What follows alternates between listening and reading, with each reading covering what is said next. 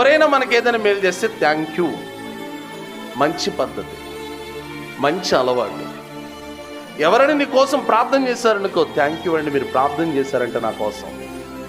ఎవరైనా నీకు ఏదైనా సాయం చేశారనుకో, థ్యాంక్ యూ అండి, మీరు నాకు సాయం చేశారంట.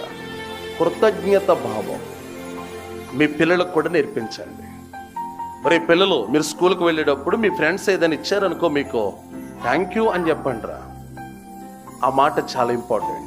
రెండవది, మన వల్ల ఏదైనా తప్పు జరిగితే నన్ను క్షమించండి అని అనాలి.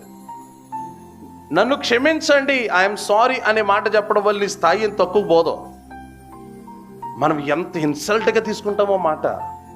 నేనేంటి అది ఎవరి బిల్లు చెప్పారుడా, నా రేంజ్ ఏంటి, నేను నీకు అసలు నీకు సారీ చెప్తే నా తలకై, అబ్బా నిజమా